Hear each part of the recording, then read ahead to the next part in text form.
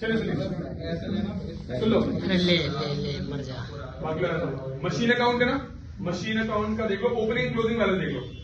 सबसे पहले मशीन का ईयर ऊपर चेक कर लेते हैं जरा। 21 और 22 है ना,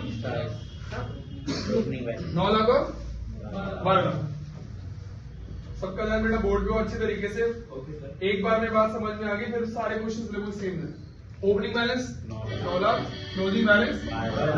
उसके बाद ना मशीन अकाउंट का फॉर्मेट के हिसाब से डेबिट साइड तो प्लस वाली साइड होती है, क्रेडिट साइड तो क्रेडिट साइड क्या डालते हैं हम, डेप्रिसिएशन, सेल और लॉस। इस साइड परचेज और प्रॉफिट। तो इस क्वेश्चन में सिर्फ एक पॉइंट बोला हुआ है डेप्रिसिएशन, तो डेप्रिसिएशन हम क्रेडिट साइड डाल देंगे।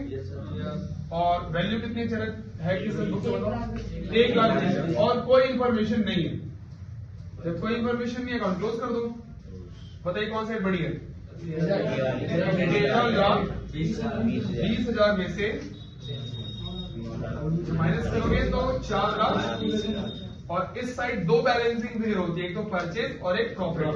तो पहले आपको क्या लिखना है, परचेज, और इसके सामने लिख दो बैलेंसिंग अकाउंट बना दिया हमने। अब अकाउंट की ट्रीटमेंट, सबसे पहले आप क्या करोगे, डेप्रिसिएशन, डेप्रिसिएशन है ऐड आइटम में ना, डेप्रिसिएशन अमोर्टाइजेशन, तो बेटा ऐड कर दो 1 लाख 20,000। और फिर आया था अकाउंट में परचेज, परचेज और सेल कहाँ लिखते हैं हम, इन्वेस्टिंग, तो माइनस करेंगे परचेज ऑफ मशीनरी रुपीज 4,20,000 की वैल्यू आई थी बच्चों, ठीक है।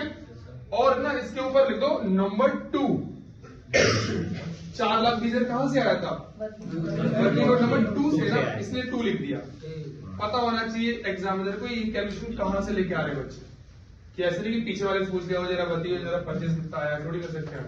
सबका प्रूफ होना चाहिए आपके पास सारी कैलकुलेशन के लिए। तो 2 वर्किंग नोट मैंने आपको बता दिए। सबसे पहले मैंने क्या बताया, इंटरेस्ट की पेमेंट, इंटरेस्ट ऑपरेटिंग में ऐड किया और फाइनेंसिंग में उसको माइनस किया।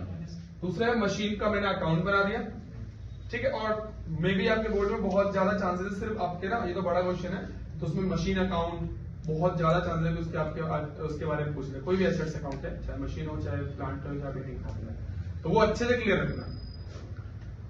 अच्छा, अब आप जब ये वाला पार्ट हो चुका है, अब आप ऊपर आओगे और ऊपर आप देख लो, ऊपर लायबिलिटीज है, नीचे एसेट्स, एक एक करके सॉल्व करेंगे। सबसे पहले शेयर की बात करते हैं। पहले शेयर की वैल्यू कितनी है, अभी कितनी हो गई है। लोन का बढ़ना कहाँ आता है, फाइनेंसिंग, बड़ा होगा मतलब पैसा आया होगा आपके पास, पैसा आया होगा। तो जब भी पैसा आएगा आप कहाँ रिकॉर्ड करोगे, फाइनेंसिंग में। मैं इसे पूरा अगर बुक हो आपके पास तो सही हो जाता।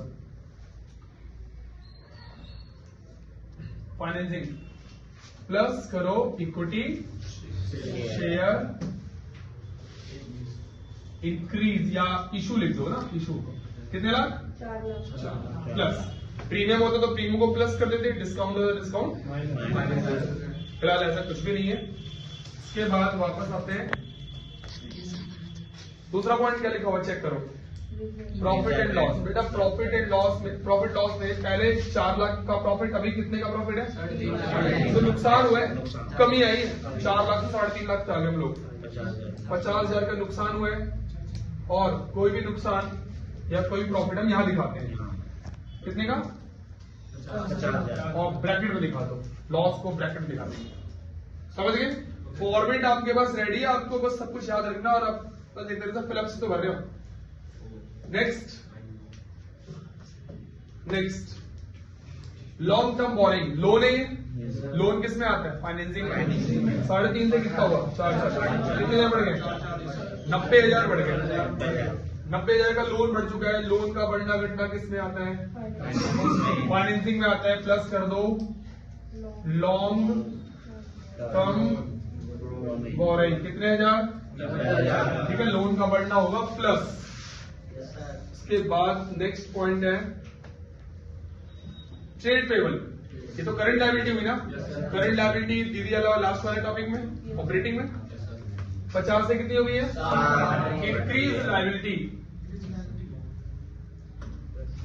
इंक्रीज लायबिलिटी का चेक करो, देखो इंक्रीज लायबिलिटी माइनस है ना, ट्रेड टेबल और इसके सामने लिख दो 10,000, ये प्लस है बच्चों, है ना, 2 लास्ट वाले माइनस और 2 स्टार्टिंग वाले प्लस, तो प्लस वाला आइटम प्लस कर दिया। नेक्स्ट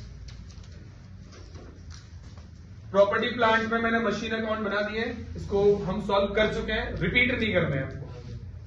मशीन अकाउंट बन चुका है, ये तीनों करंट है, तो करंट चीजें नहीं दीदी अलग वाले लास्ट में ऑपरेटिंग में देखो 1 लाख से कितनी हो गई है 2 लाख। इंक्रीज एसेट्स, बताइए इंक्रीज एसेट्स कहाँ आती है, इंक्रीज एसेट्स, तो इन्वेंट्री लिख देंगे और अमाउंट कितना था 1 लाख और माइनस है तो माइनस कर दिया।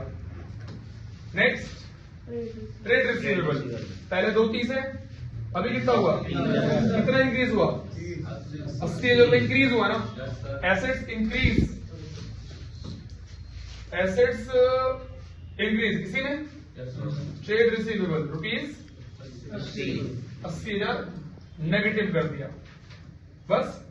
और आखिरी पॉइंट देख लो क्या है, कैश एंड कैश इक्विवेलेंट नहीं लेना, वहां से तो पहुंच ही रहे, कैश नहीं लेना होता, बैंक बैलेंस नहीं लेना होता, शॉर्ट टर्म इन्वेस्टमेंट नहीं लेना होता, शॉर्ट टर्म इन्वेस्टमेंट, ठीक है, कभी कभी उसका नाम होगा मार्केटेबल सिक्योरिटी, तो वो नहीं लेना बस। अब आपका आंसर आ जाएगा, अब आप देखो प्लस माइनस कर लो जल्दी जल्दी। सबसे पहले इसे निपटाओ, ना रिजर्व ना डिविडेंड ना टैक्स, तो आप आ गए नेगेटिव में 50,000। इसको आप सबसे पहले यहां इन्वॉल्व करो 50,000, और ये प्लस वाला आइटम है 1,56,000, ठीक, और माइनस वाला है ही नहीं, तो ठीक है, पहला आंसर आ जाएगा आपका 1,06,000, है ना, प्लस वाले माइनस होता है ना, इसे आप क्या नाम दोगे, net operating profit before working capital change, first answer. Second, ये प्लस वाले ग्रुप का 10,000 है, माइनस वाले ग्रुप का 1,80,000 है, 1,06,000, 1,16,000 और ये 1,80,000, तो 64,000 माइनस में चले गए हम, क्या नाम देंगे हम,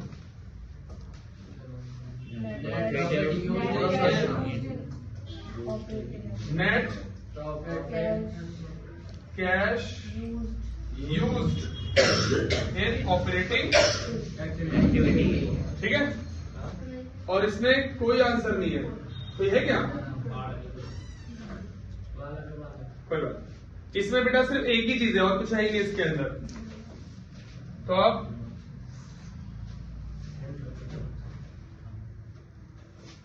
सीधा आंसर लिख दो 4,20,000 और क्या लिखेंगे, net cash used in investing activity, investing, एक बेटा आवाज नहीं, इन्वेस्टिंग एक्टिविटी, और अब एक एक्टिविटी और रह गई है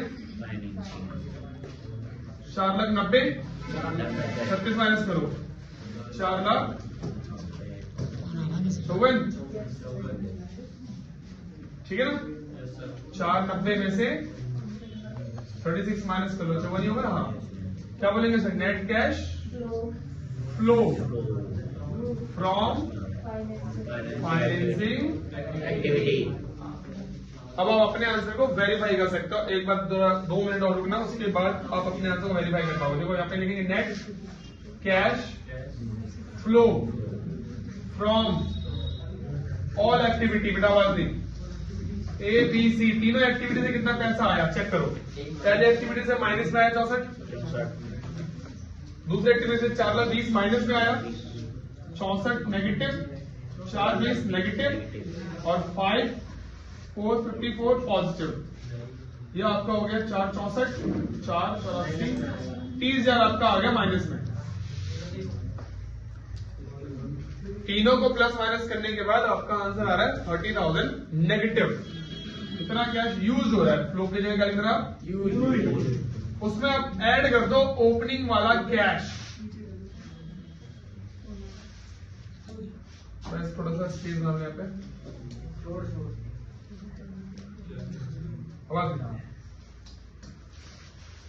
ओपनिंग वाला कैश में ऐड कर दो,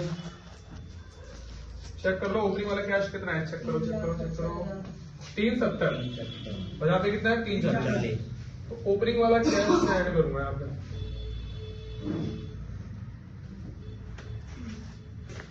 कितना था 3,70,000।